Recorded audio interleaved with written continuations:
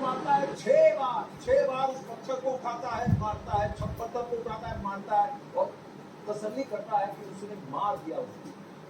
मार के उसका हुलिया बदलने की कोशिश है या किस तरीके की हैवानियत है कि उसको मार रहा है। एक बार पूरे घटनाक्रम को जरा बताइए। और क्या उसका परिवार ये जानता है कि साहिल ने इस तरीके की निर्ममता को अंजाम दिया है, इस तरीके का बर्ताव किया है? क्या उसका परिवार ये जानता है कि साहिल इस तरीके का दरिंदा था? का मैकेनिक है। 8:45 के आसपास का ये पूरा सीसीटीवी फुटेज है और सीसीटीवी फुटेज में साफ तौर पर दिख रहा है कि कैसे आरोपी हमलावर हैवान बन गया। उसने अपनी दोस्त को बहरा फुसलाकर उस जगह पर बुलाया था और वहां पर वो पहले से प्लान कर रहा था कि उसे क्या करना है और इसी मकसद से उसने अपने साथ में चाकू रखा था और जिस ताबड़तोड़ तरीके से उसने हमला किया वो खुद समझ नहीं पाएगी, वो एकदम से उसके ऊपर हमलावर हो जाएगा। इतना ही नहीं, एक राक्षस के तौर पर उसने इस वक्त तरह हमला किया है कि जब वो अपना जिंदगी में जब वो झूल रही थी उस वक्त उसने पत्थर से भी उसके सिर को कुचल दिया ताकि कुछ सबूत न बचे। ये एक हैवानियत यहाँ पर इस आरोपी लड़के साहिल की तरफ से देखी जा रही है और यहाँ पुलिस की तरफ से फिलहाल पुलिस कहना है कि इस पूरे मामले में टीमें लगाई गई, लेकिन अभी तक कोई लड़के या लड़के की कोई पहचान नहीं हो पाई क्योंकि वो कहाँ गया, किसके साथ रहा रात भर, क्या अपने घर गया था। इस पूरे मामले में दिल्ली पुलिस कहना है कि वो अपनी तरफ से जांच कर रही है। आरोपी लड़के के जो पिता और पूरी फैमिली है उनसे पुलिस पूछताछ कर रही है, पता लगा रही है कि वो आरोपी लड़का क्या घर आया था और घर के बाद कहाँ गया, क्योंकि जब हमलावर ने इस पूरी वारदात को अंजाम दिया था तो बेखौफ होकर उसके तेवर दिख रहे थे। सीसीटीवी कैमरा फुटेज में बिल्कुल लहराते वो दोबारा घूमा है कि क्या उसकी जांच चलेगी या नहीं चलेगी। उसके बाद फिर वो उसने हमला किया और इसी वजह से पूरी वारदात को वो अंजाम दे सका। पहले से उसने प्लानिंग करी थी, क्या इस प्लानिंग में कोई और लोग भी उसके हिस्सेदार थे, इसके बारे में पुलिस फिलहाल पता लगाएगी। लेकिन पहले ये पता लगाया जाना जरूरी है कि आरोपी हमलावर साहिल कहाँ है, क्योंकि साहिल वो लड़का है जिसने पहले इस लड़की को क्या दोस्ती में बहलाया था, क्या उस नाबालिग को पहला फुसलाकर उसने अपने साथ दोस्ती रचाई थी और उसके बाद उसको इस कदर उसकी जान ली और उसके बाद वो फरार हो गया।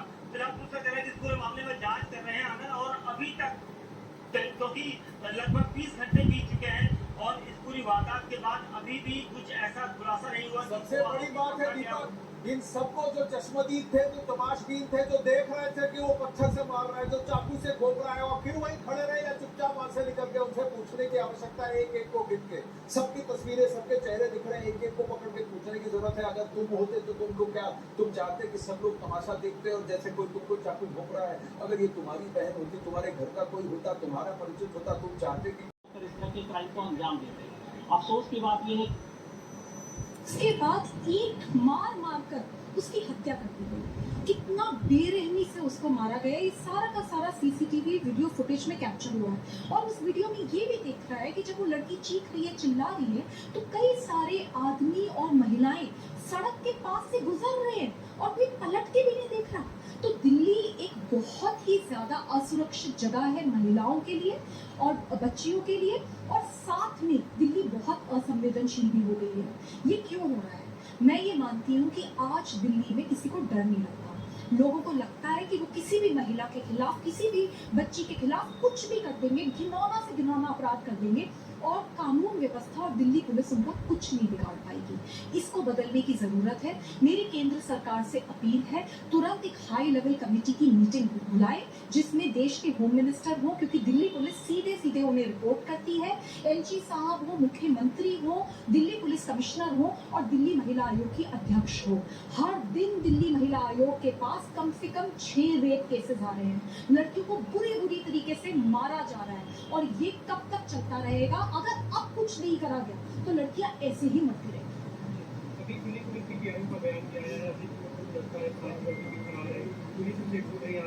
आप आए दिन ऐसे मामलों को लेकर दिल्ली पुलिस को नोटिस कर दी है, लेकिन उसका कुछ असर होता दिखता नहीं है। क्या लगता है आपको कड़ी कदम उठाए जाने की जरूरत है? जिस दिन इस देश की पुलिस व्यवस्था सुधर जाए उस दिन किसी के अंदर हिम्मत नहीं होगी कि किसी भी लड़की या महिला के खिलाफ कुछ भी कर जाए। आज जो हो रहा है वो पूरा तरीके से एक लॉ एंड ऑर्डर का फेलियर दिल्ली में दर्शाता है और इसीलिए मेरी रिक्वेस्ट है कि एक हाई लेवल कमेटी होनी चाहिए। पहले अंजलि हुई, उसके बीच में और तब से लेकर अब तक पता नहीं कितनी लड़कियों के साथ किस तरीके के क्राइम्स हुए हैं। जब तक सरकार इसके ऊपर जगेगी नहीं, तब तक बच्चियां इसी तरीके से मरती रहेंगी। हम दिल्ली पुलिस को नोटिस इशू कर रहे हैं, लेकिन मुझे ऐसा लगता है कि पूरे व्यवस्था परिवर्तन की जरूरत है। हर हाल में सजाएं होनी चाहिए, तुरंत सजाएं होनी चाहिए, प्रोसेस द्वारा सजाएं होनी चाहिए और सबसे सख्त सजाएं होनी चाहिए, तब जाके क्रिमिनल्स में एक डर बैठेगा। अप्रतीत में जन जागरूकता की भी जरूरत है, क्योंकि कई लोग वहाँ से गुजरते हुए दिख रहे हैं, किसी ने कुछ हिलचल भी किसी में दिखाई दे रही है, कोई बोल भी नहीं रहा कि ये क्या कर रहे हो तुम। जी मैं बिल्कुल मानती हूँ, एक बहुत असंवेदनशीलता हो गई है और लोगों के अंदर बहुत डर है। लोगों को ये लगता है कि अगर किसी की मदद कर दी तो पता नहीं उल्टा क्या हो जाएगा। लेकिन मैं इन लोगों से सिर्फ ये बात करना चाहती हूँ कि रात में सोते कैसे होंगे। उस लड़की की इतनी चीखें जब सुनाई दी और आपने पलट के भी नहीं देखा, आपने उसकी मदद करने की कोई कोशिश नहीं करी और घर जाके सो गए, तो ऐसी जिंदगी का भी क्या फायदा।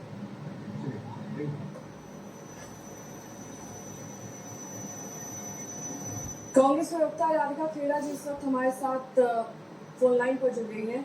राधिका जी, जब आप ये फुटेज देखती हैं, जहन में क्या आता है? क्या लोगों की असंवेदनशीलता अब इतनी ज्यादा बढ़ गई है कि आने वाले वक्त में जब भी ऐसा क्राइम होगा, लोग राह चलते बस गुजर जाएंगे और कोई भी मदद नहीं करेगा? क्या ये बात आपको डराती है, झकझोरती है? देखिए नेहा जी, ये तो है ही कि लोग मदद करने नहीं आए। चाहे ये केस है, चाहे इससे पहले वो लड़की को घसीटते हुए गाड़ी ले जा रही थी, तब भी किसी ने नहीं आके मदद करी। लेकिन ये बात भी देखने की बहुत जरूरत है कि बार बार ऐसे क्राइम करने वालों को बढ़ावा कहाँ से मिल रहा है। अभी मैं स्वाति मालीवाल जी को सुन रही थी, बहुत आसानी से वो कह देती है दिल्ली असुरक्षित है, ये है वो है। आम आदमी पार्टी तो धरने में बैठी थी, पूरे दिल्ली में उन्होंने बड़े बड़े आंदोलन करे थे, तिरंगा लेके पूरे कनॉट प्लेस में घूमे थे, कहा था कि जब निर्भया का रेप केस हुआ था तब कहा था do we need such a helpless CM. आज अगर आप बात करेंगे तो आसानी से केजरीवाल साहब और इनकी पूरी सरकार कह देती है हमारा कोई जिम्मेदारी नहीं है, पुलिस हमारे पास नहीं है। दिल्ली तक रही केंद्र सरकार की बात, उनसे तो जी कोई उम्मीद ही नहीं है। कल देख लिया किस तरीके से जो बेटियां अपना हक और न्याय मांग रही थी और कैसे आरोपी को बचाने के लिए बार बार, चाहे रेखलस के साथ बदतमीजी हो, चाहे इनके विधायक का बेटा हो जिसने अंकिता को मार दिया उत्तराखंड में, तो ये तो साथ साथ मिले हैं ए और बी की टीम में। तो इसी वजह से जो लोग हैं जो ये क्राइम करते हैं उनको बढ़ावा मिलता है, उनको पता है कि सरकार। राधिका, बहुत बहुत शुक्रिया इस तमाम जानकारी के लिए आपका। वक्त एक छोटे से ब्रेक का चला, देखते रहिए। ये दरिंदा और उसका फादर, उसका पिता दोनों गायब हैं। तो क्या परिवार को पता था इसने क्या किया है? क्या परिवार इसकी जान बचाने में लगा है? अब लेकिन बिल्कुल अगर कुछ भी हो सकता है, क्योंकि जिस तरीके से आरोपी साहिल वारदात को अंजाम देकर निकला और उसके बाद उसके परिजनों को पता लगा, तो वो वाकई में उसे वहां से कहीं ना कहीं लेकर गए हैं। और इसी वजह से जो उसका पिता सरफराज है उसका भी अभी तक पता नहीं चल पाया। तो इसका मतलब साफ है कि कहीं ना कहीं आरोपी को बचाने की यहाँ पर कोशिश की गई है या पुलिस से बचने की कोशिश की गई है और इसी वजह से पूरा परिवार यहाँ पर फरार है। लेकिन पुलिस का कहना है कि कहीं भी जाए उन्हें पकड़ना, उनको पकड़ना, जल्द से जल्द पकड़ना जरूरी है और इसी वजह से कहीं बाहर ना भाग जाए दिल्ली छोड़कर। इसी वजह से टीमें जो है कई जगह पर ऐसी जगह है जहाँ पर मुखबिरों की सहायता ली जा रही है, क्योंकि आरोपी ने जिस पूरे कृत्य को अंजाम दिया है, एक दोस्त को दगाबाज करते हुए, और उसने पूरा हमला किया है, पूरे हमले को अंजाम दिया है। हैरानियत की हद है। इसके लिए किसी तरह की कोई सिंपैथी नहीं है। दोस्त हो, धोखा हो, कुछ भी हो, इसको कोई इजाजत नहीं देता कि आप किसी की इतनी निर्ममता से हत्या करें। दीपक, दिल्ली पुलिस का क्या कहना है? कौन ऑफिसर्स हैं जो कि इसकी आप शिनाख्त कर रहे हैं, जिसकी इन्वेस्टिगेशन कर रहे हैं? क्या कोई सीनियर ऑफिसर इस पे लगा हुआ है? इसको कहाँ पर सर्च किया जा रहा है? कितनी सीसीटीवी इसको खंगाला जा रहा है? 12 घंटे से ऊपर तो हो ही चुके हैं। बिल्कुल आनंद जी, देखिए पूरे महकमे में ये खबर हो चुकी है। पुलिस महकमा जो है, अधिकारी, उच्च अधिकारी, जॉइंट सेक्रेटरी लेवल के अधिकारी, स्पेशल सिटी लेवल के अधिकारी जो लगातार मॉनिटर कर रहे हैं कि क्या स्टेटस है, क्योंकि अभी तक आरोपी का कोई पता नहीं लग पाया है। ऐसे खूंखार आतंक जो अपना रात भर उसने अपना आतंक बनाया था, उसको पकड़ना बहुत जरूरी है। कहीं वो उस पर उसका जो खून सवार था वो किसी और पर भी हमला न करते, इसको लेकर भी पुलिस को चिंता है।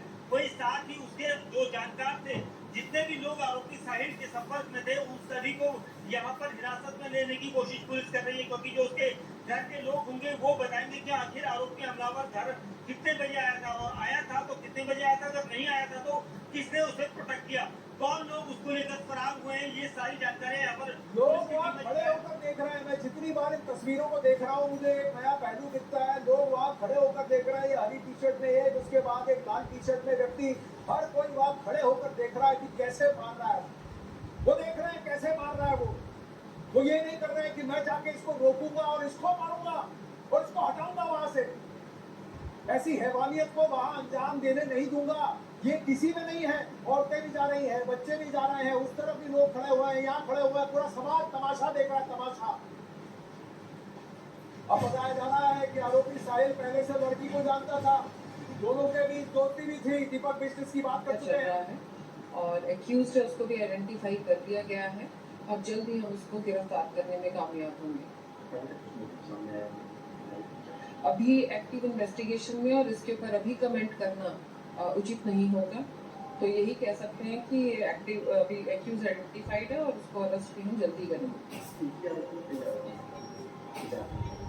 अगेन मैं इस पर कमेंट नहीं करना चाहूँगी क्योंकि इन्वेस्टिगेशन अभी चल रहा है, अभी प्रिलिमिनरी स्टेज पर है, कुछ ही घंटे हुए हैं, तो इसके ऊपर कमेंट नहीं करना चाहूँगी। ये कहना चाहूँगी कि केस हमारे संज्ञान में है, इसके ऊपर इन्वेस्टिगेशन चल रही है और सारी कोशिशें की जा रही हैं। एक्यूज आइडेंटिफाइड हैं, अब जल्दी शीघ्र उसको अरेस्ट कर दिया जाए।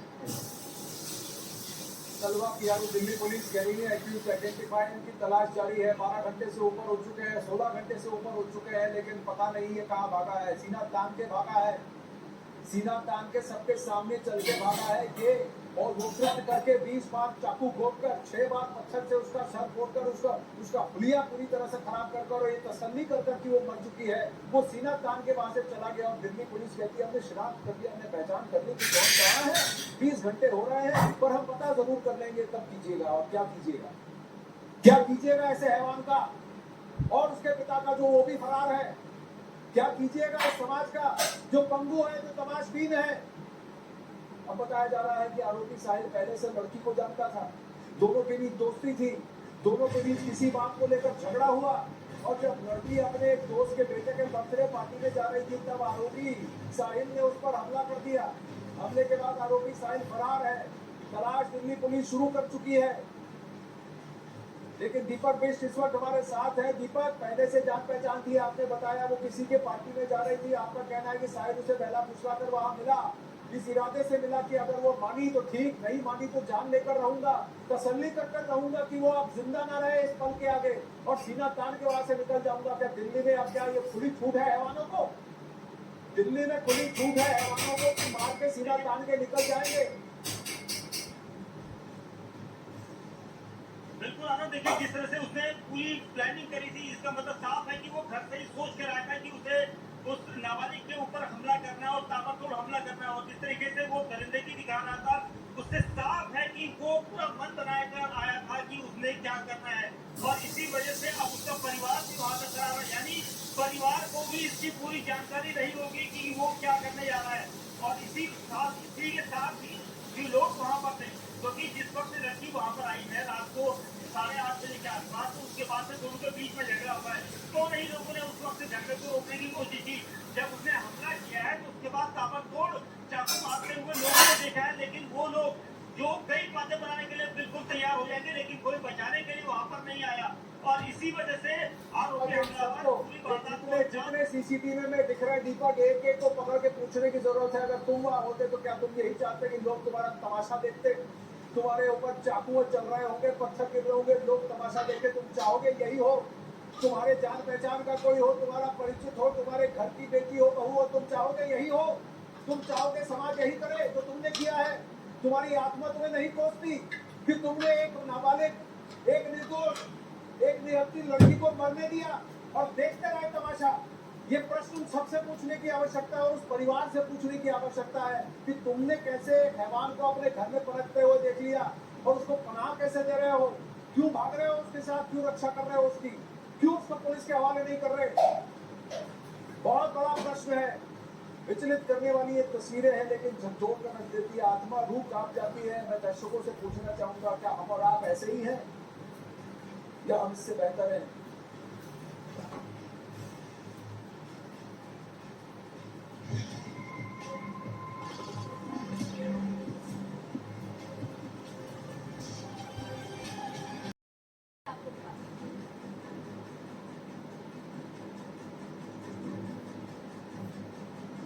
बाबा बागेश्वर यानी पंडित धीरेन्द्र शास्त्री 10 दिन तक गुजरात के अलग अलग शहरों में अपना दिव्य दरबार लगा रहे हैं, जिसकी शुरुआत सूरत से हुई थी।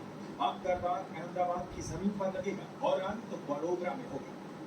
सूरत की सभा के 2 दिन बाबा बागेश्वर ने हिंदू राष्ट्र की मांग उठाई, हिंदुओं से एक होने का वचन लिया, लव जिहाद से बचने की हिदायत दी और पाकिस्तान में भी भगवा ध्वज फहराने का दावा किया।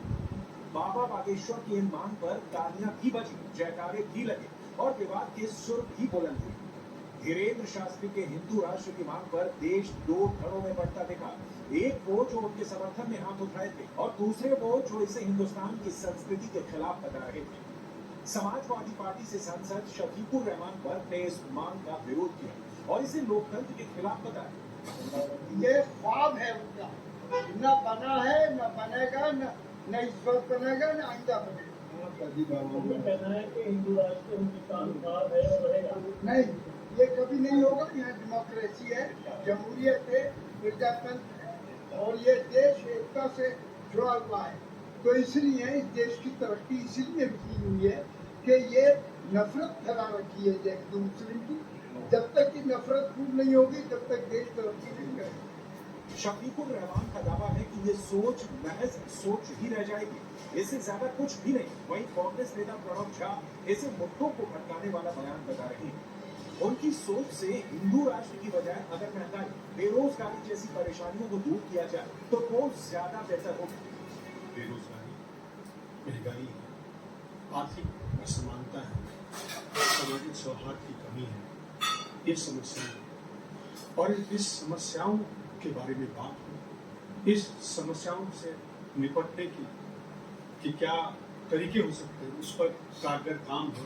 कोई भी व्यक्ति अगर इससे बहस को उतर ले जाता है, कहीं और ले जाता है, तो वो सरकार की मदद कर रहा है, वो जनता के खिलाफ बात कर रहा है।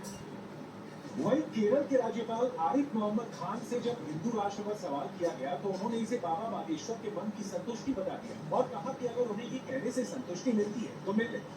अपना समय बर्बाद करें, अपने बच्चों को, अपने समाज को समझाइए। अगर किसी को किसी चीज में मानसिक संतुष्टि मिल रही है उसको डिप्राइव मत करिए। उसको थोड़ी देर के लिए आनंद आ रहा है, उसको करने दीजिए, बजाय बुलाते करने दीजिए, लेकिन व्यापक रूप से साइंटिफिक टेंशन पैदा। धीरेन्द्र शास्त्री के गुजरात के 4 शहरों में 7 जून तक कार्यक्रम होने हैं। सूरत के बाद वो अहमदाबाद, राजकोट और वडोदरा में दरबार लगाएंगे। अहमदाबाद में 29 और 30 मई को दरबार लगेगा। 1 और 2 जून को राजकोट में और 3 से 7 जून तक वडोदरा में रहेगा। प्रदेश का number 1 news channel news 18 India और मैं हूं आपके साथ अनुपमा झा। एक ऐसा शख्स, एक ऐसा नाम जिसकी चर्चा लगातार जोरों शोरों से की जा रही है, जिनके बयानों के बारे में लगातार लोग चर्चा कर रहे हैं। हम बात कर रहे हैं बागेश्वर धाम के बाबा धीरेन्द्र शास्त्री की। जी हाँ, आज बागेश्वर धाम के धीरेन्द्र शास्त्री की चर्चा इसीलिए हो रही है क्योंकि मेरे पीछे की दरअसल जो आप तस्वीरें देख पा रहे हैं, उमिया मंदिर ये है जहाँ पर अब से कुछ ही देर बाद पहुंचेंगे धीरेन्द्र शास्त्री और यहीं पर माता के दरबार में हाजिरी लगाएंगे। उनके भक्त जो है वो यहाँ पर लगातार पहुंच रही है, उनकी भक्तों से वो बातचीत करेंगे। लेकिन यहाँ पर पहुंचे उससे पहले की अगर हम बातचीत करें, देखिए कल धीरेन्द्र शास्त्री ने सूरत में एक बड़े कार्यक्रम को आयोजित किया था जहाँ पर उन्होंने तमाम भक्तों से बातचीत की, अपनी धीरेन्द्र शास्त्री की तरफ से मांग की जा रही है। जिस तरीके से कल उन्होंने मन से सीधे तौर पर लव जिहाद से बचने की हिदायत दी, जिस तरीके से उन्होंने कहा कि सनातन धर्म को एक होना होगा अगर हिंदू राष्ट्र बनाना है। दूसरी तरफ सूरत के बाद उनका अहमदाबाद में कार्यक्रम है जिसको लेकर तैयारियां जोरों शोरों से चल रही है, तैयारियां मुकम्मल कर ली गई है। आखिर कल सूरत के कार्यक्रम में क्या कुछ बड़ी बातें धीरेन्द्र शास्त्री की तरफ से कही गई, एक रिपोर्ट के जरिए आपको दिखाते हैं।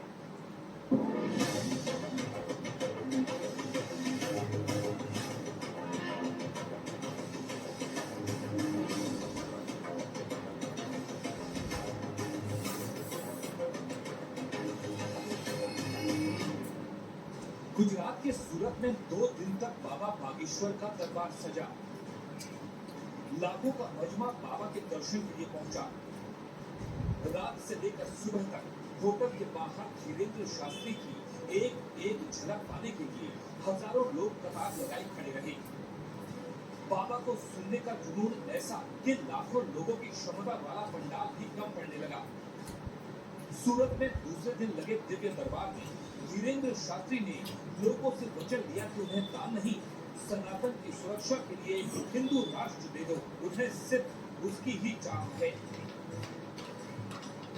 हमको अगर तुम्हें दान देना ही है तो सूरत के पागलों, जब जब हिंदू की बात आवे अपने घर से बाहर निकल करके हमारा साथ दे।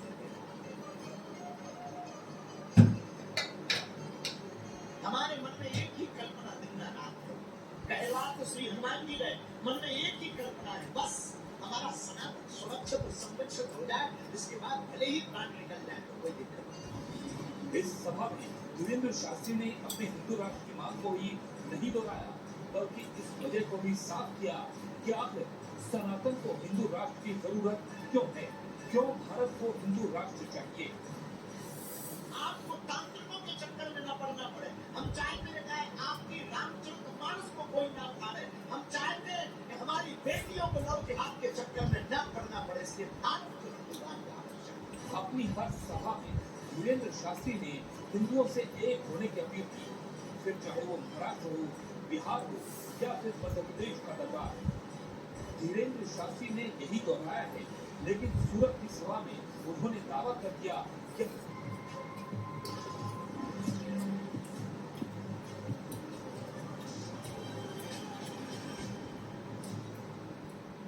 अखाड़ा में आपका एक बार फिर से स्वागत है। दिल्ली के शाहबाद डेयरी में नाबालिग की हत्या के बाद कई सारे सवाल खड़े हो गए हैं, क्योंकि जो तस्वीरें सामने आई हैं वो डराने वाली हैं, हैवानियत की हद को दर्शाती हैं।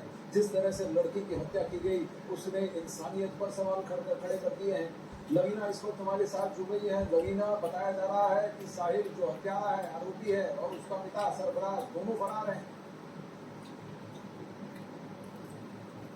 आनंद, यही कारण है कि इन आरोपियों को बार बार इसी तरीके से लगता है कि क्राइम करना और इतनी बड़ी वारदात को अंजाम देना कोई ऐसी बात नहीं है, मैं अपना फोन स्विच ऑफ कर दूंगा, मैं यहाँ से भाग जाऊंगा, पुलिस मुझे पकड़ती रहेगी। और इतनी विध्वंस घटना को एक बार नहीं, दिल्ली में बार बार हमने अंजाम देते हुए देखा है। कितनी बार हम इसी तरीके की खबरें पढ़ते रहेंगे। और इस नाबालिग की आनंद एक हत्या नहीं हुई, 2 हत्या हुई है।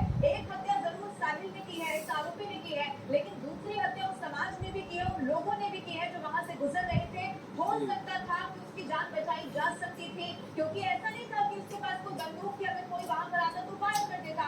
वो चाकू से पहले हमला करता है, उसके बाद वो इस बात की तसल्ली करता है, सुनिश्चित करता है कि कैसे यही है कि समाज का इतना भीरू हो गया है। जिस तरह से आरोपी ने बेखौफ होकर हत्या की, सवाल उठ रहे हैं। दिल्ली में नाबालिग की हत्या का जिम्मेदार आखिर कौन है?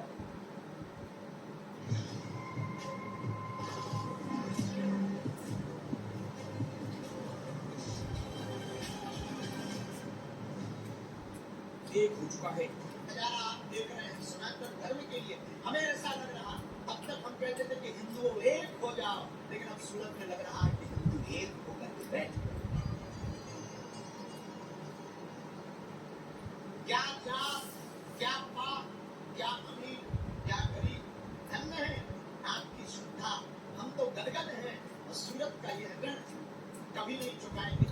बाबा बागेश्वर के महंत धीरेन्द्र शास्त्री ने कहा कि जिस दिन भारत में हिंदू माथे पर तिलक लगाकर सड़क पर निकलेगा, उसी दिन भारत पूरी तरह से सनातन वाला राष्ट्र हो जाएगा।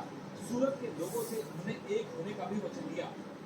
सूरत के पागलों को मैं हनुमान जी के बल इसलिए बता रहे हैं कि जब तुम्हारे इष्ट हनुमान में इतना बल है तो तुम हिंदू एक हो जाओ, पूरी दुनिया तुम्हारे सामने नाच करे। क्योंकि अब भगवान कृष्ण की बंसी वाली कथा से ज्यादा काम नहीं होना है। अब तो वीर बजरंगबली की मुक्तक से काम होगा। क्यों? अब तो मुक्तर का काम है, भारत में रहना होगा तो सीताराम करना होगा। सूरत में आयोजित बाबा बागेश्वर के कार्यक्रम में हजारों की भीड़ उमड़ी। न्यूज 18 इंडिया से खास बातचीत में धीरेन्द्र शास्त्री ने दावा किया कि भारत हिंदू राष्ट्र हो चुका है और अब पाकिस्तान भी हिंदू राष्ट्र बनेगा। क्या लगता है कब तक भारत जो हिंदू राष्ट्र बन जाएगा? सर, आप लगातार ये कह रहे हैं कि एक वक्त जो है वो एक शख्स होता है कि अपना वक्त है। सूरत के बाद अब बाबा बागेश्वर का दरबार अहमदाबाद में सजने वाला है, जहां दरबार की तैयारियां जारी हैं। तो बाबा बागेश्वर को आप सुन रहे थे, लेकिन बाबा बागेश्वर की तरफ से जिस तरीके से हिंदू राष्ट्र की मांग लगातार की जा रही है, उसको लेकर विवाद पूरी तरीके से छिड़ गया है। कोई इसे लोकतंत्र के खिलाफ बता रहा है, तो कोई इसे भारतीय संस्कृति के खिलाफ बता रहा है। इन सब के बीच में अब राजनीति भी जमकर हो रही है। दरअसल कांग्रेस नेता और समाजवादी पार्टी के तमाम बड़े नेताओं की तरफ से इस पूरे बयान को माहौल खराब करने की कोशिश वाला बताया गया और इस पर सख्त से सख्त एक्शन लेने की मांग की गई। एक रिपोर्ट आपको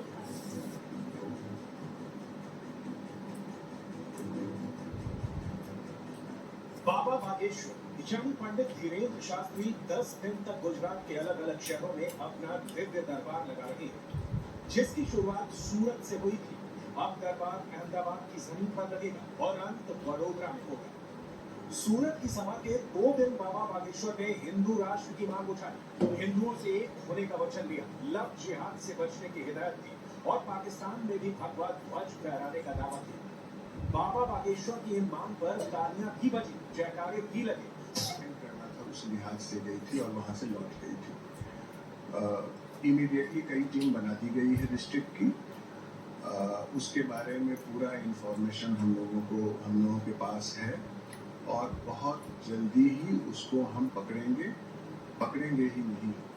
साथ में इस तरह के जो साक्ष्य जो हैं वो इफेक्टिव साक्ष्य इकट्ठे करके इस बात को इंश्योर करेंगे कि कड़ी से कड़ी सजा इस अभियुक्त को मिले, क्योंकि जिस तरह के एक दुर्दांत तरीके से जो नृशंस हत्या जिस तरह से की है उसने, उसके लिए उसको कड़ी से कड़ी सजा दिलाने का काम और वो एफर्ट पुलिस की तरफ से होगा। सर, ये आरोपी जो है साहिल, इसका पूरा नाम क्या है, इसका बैकग्राउंड क्या है, क्या करता है ये, और लड़की से कैसे मिला सर, ये प्लानिंग कैसे की? एक शख्स भी वहाँ पे नजर आ रहा है जो बीच बचाव कर रहा है, क्या वो भी कॉन्स्पिरेसी में था इंटरव्यू?